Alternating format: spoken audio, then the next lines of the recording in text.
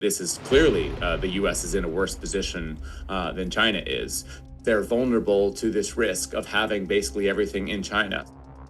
The industrial clusters in China are just absolutely world leading. So the technology transfer comes in, but it doesn't leave. 들을수록 똑똑해지는 지식 뉴스!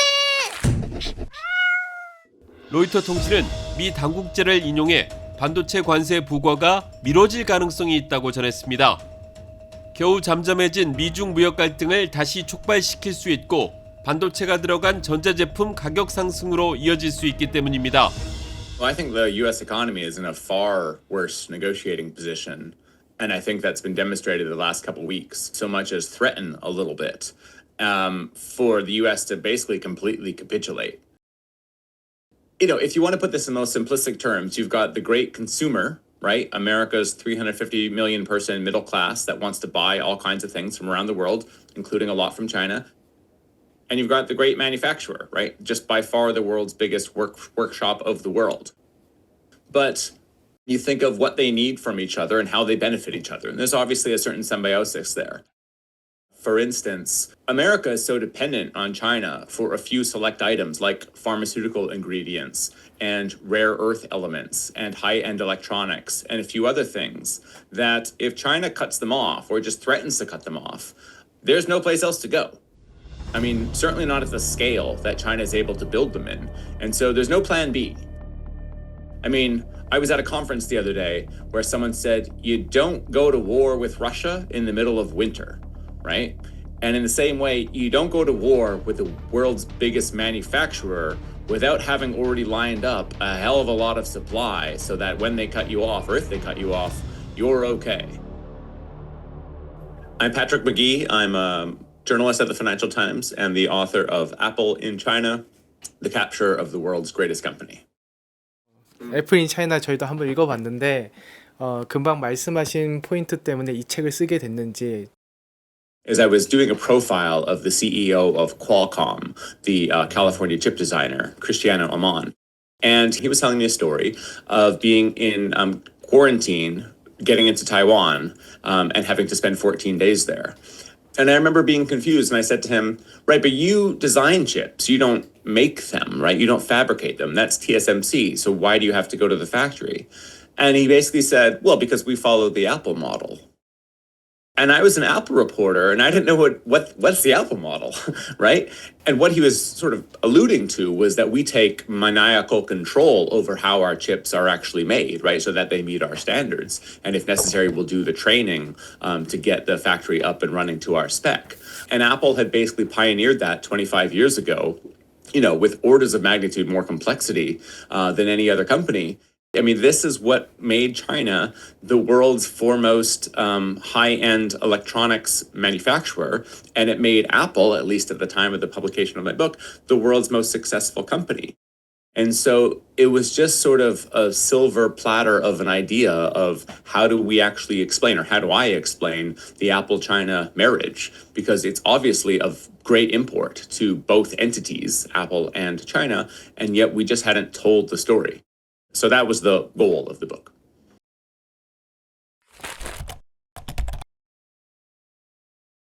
There is no place else in the world that can match China's capacity for what Apple needs in terms of world-class quality, low cost, and the quantities that are gargantuan and are needed for Apple to build just a small range of phones, but collectively north of 200 million a year. The industrial clusters in China are just absolutely world leading.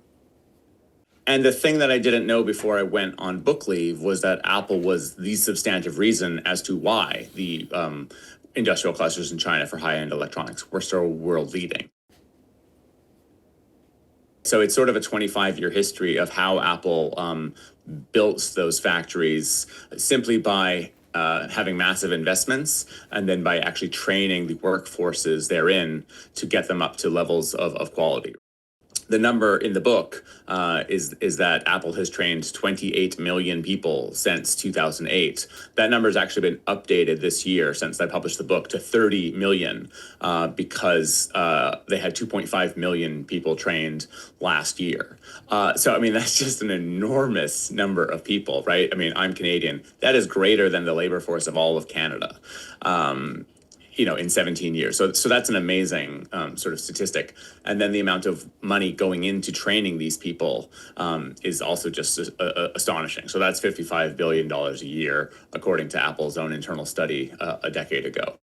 So Apple's presence in China absolutely played a massive role building up Huawei, but also Xiaomi, Oppo, and Vivo. After 18 months, the accelerated aging issue, the test, we can only drop 5%. You compare with the other phones, you can drop on the performance. 그러면은 화웨이라던가 이런 오포라던가 이제 중국에서 나온 이제 저 스마트폰 회사들 이거는 결국에는 애플의 기술이 그들을 키웠다라고 보시고 계신가요? I mean, the simple answer is yes. And because they end up building the products in so much scale, it's, you're not going to sort of say no to Apple. You're not going to use a sub-supplier that hasn't been approved by Apple just so you can save money, because the value of being on the ground floor of the iPhone, as it goes from 5 million devices in 2007 to 230 million by 2015, was just too good to pass up. Apple could really train you to be absolutely world-class. That is only possible because of the network of suppliers that they have and the fact that they're not really paying their suppliers very much. They're paying them not through money, but through training. And the great beneficiary of all that training is essentially all the Chinese companies like Huawei, Oppo, Xiaomi, and Vivo. Okay, the other interesting thing, though, is that Apple would specifically tell its suppliers, don't be so dependent on us that if we're to make a design change and we obviate the need for your component in our product, that you go bankrupt. So however fast you're growing with us, grow that fast with somebody else.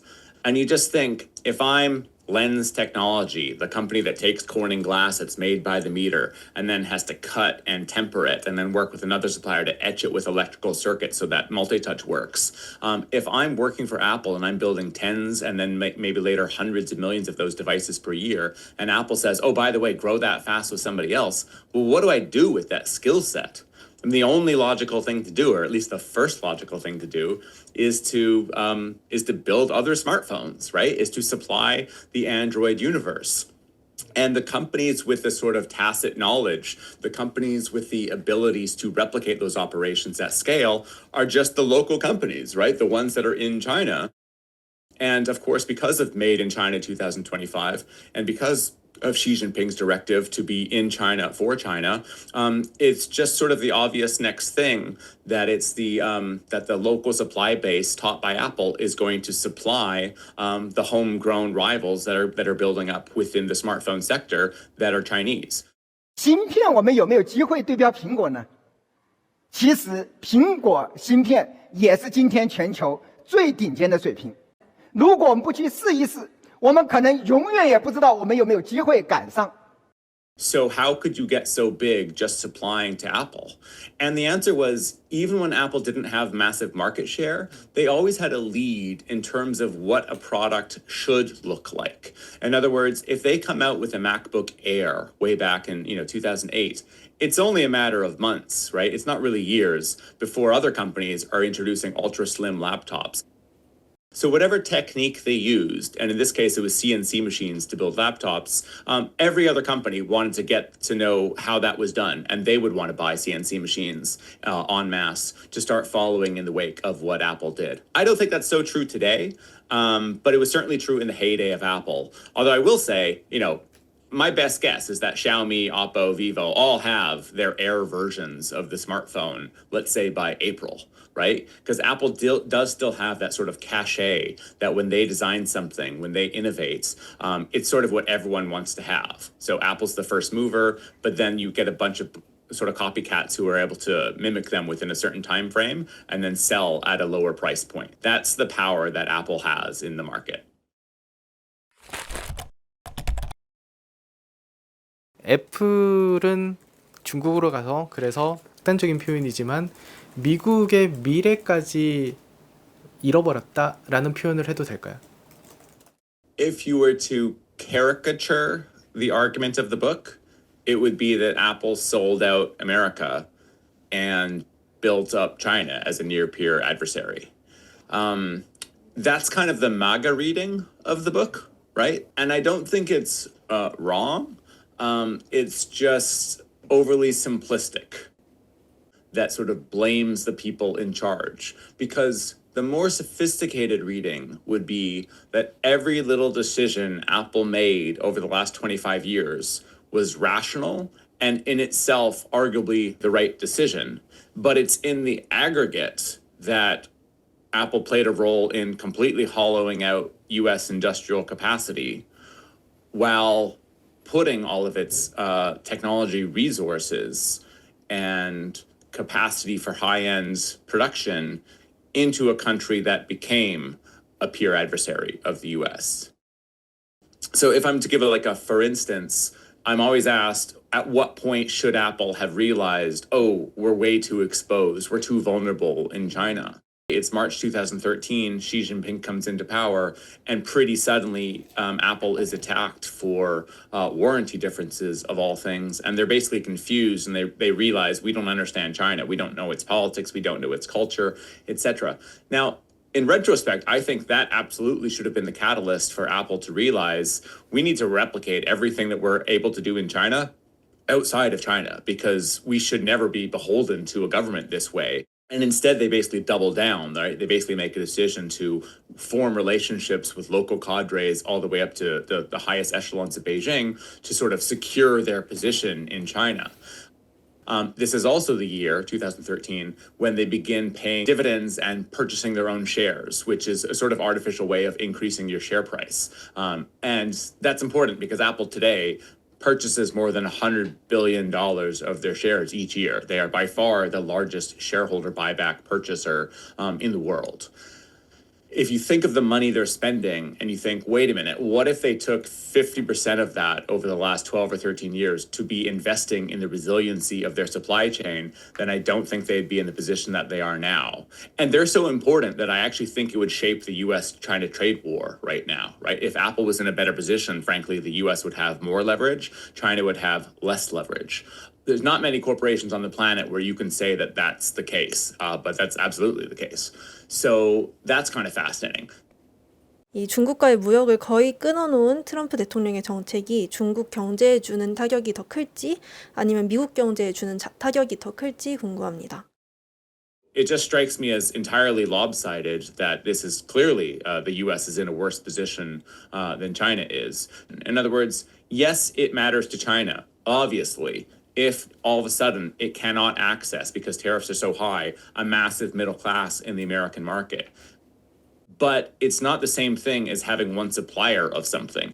If you have your great consumer goes away, you just divert the products through places like Vietnam and India and still get them to there, or you try to export more to Europe, you export more to Brazil, right? You find other places in the world that can sort of take your excess capacity because you can no longer go to the US.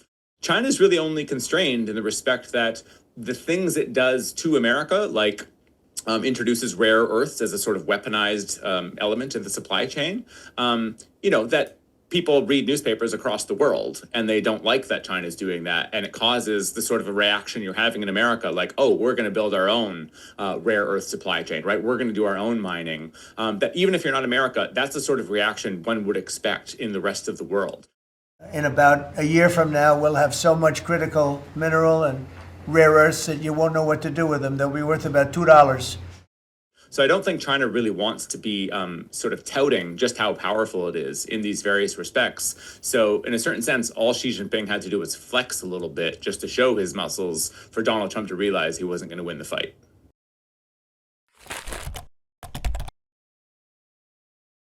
미국과 애플의 상황을 봤을 때 중국에 굉장히 많은 여전히 공장을 두고 있는 애플은 어떻게 해야 되나요?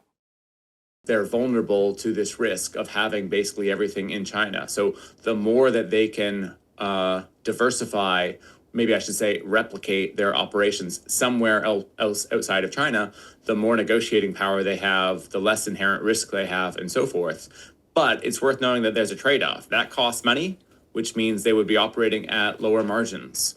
And that's also assuming that if you put in enough capital and enough years that you are able to pull that off. I don't know that that's possible. China has world-leading capabilities. It's not just a matter of, you put the same inputs into India and the same outputs come out. It doesn't work like that. Now, think of what else was happening in 2013. Tim Cook was only just in the role for like 18 months when Xi Jinping comes into power. Nobody thinks he can fulfill the dream of Steve Jobs. You think of the tremendous pressure that he was under to basically double iPhone production between 2013 and 2015. It is the hottest product on the planet. Everybody wants to have it across like 160 countries, and they need to continue innovating. It is just so difficult to pull off what they did pull off. The idea that they should also have sort of built so much resiliency into the supply chain that they could replicate everything they were doing outside of China, it's probably just asking too much. It's sort of speaking from 2025 and saying this is what you should have done, when the reality of doing that 13 years ago, 12 years ago was probably a fantasy. So I think Apple should be pushed kicking and screaming to really accelerate India's ascent as a global manufacturer by training as many people as possible and making massive investments. The likes of Foxconn, Wistron, Pegatron, and Quanta, all these great Taiwanese companies that built up a massive presence in China, I want to see them doing the same thing in India. But there's a problem right away, which is the more successful Apple is in India, the more that Beijing will tighten the screws on Apple. So it's by no means some simple solution that if Apple just applies it, things are good. So what we've seen this year alone is that as Apple has made these moves to India, Chinese engineers that are headed towards India to help train up the production lines are having their visas blocked or revoked. So they can either not go in the first place or their trip has to be curtailed. And I should say, machinery bound for like a Tata production line for the iPhone is blocked at customs. So I think the line in the book I use about this is that China wants technology transfer to be a one-way gate. So the technology transfer comes in, but it doesn't leave. I think Apple is exposed to this latent risk. China was a once-in-a-century partner for Apple. I don't think that India is demonstrating that it's up to the task. But, think of all the things that China did that Apple didn't ask them to do. Building 8-lane highways, building world-class ports, building high-speed rail. China was doing all of that stuff anyway. India's not doing that. Be nice if they could, but their political system isn't guided towards the sort of Nietzschean will to power that China has been engaging in for 40 years. And until India becomes a sort of perfect partner, the marriage between Apple and China is going to continue being the focus of the Cupertino future. And Apple's mistake was to put everything into China and to deal with the consequences. If you're familiar with the Odyssey by Homer, the Greek epic 3,000 years ago, the Siren song is being lured to this one particular island where they're sort of taken advantage of. And that to me is what China offered. I mean, it was just absolutely compelling world-class production. If you need an entire factory the size of a football stadium, we'll build it for you, and we'll do it in such a time frame that were you building this in Pittsburgh, we'll have your products up and running, being churned out of this factory while the Pittsburgh version is still doing the paperwork. That was just so alluring that Apple just consolidated everything and actually asked all of their suppliers basically to consolidate there as well. And you don't have to be a China hawk to recognize that clearly there are some differences in values, right? Differences in the way the two hegemons would run the world. And so if you're sort of on the side of, individual freedom and the things that America at least typically stands for, it's more difficult to make the argument today. Then I think you would want to have a diversified, resilient supply chain with operations in China, but operations outside of the country as well. Okay, cheers. Thank you so much.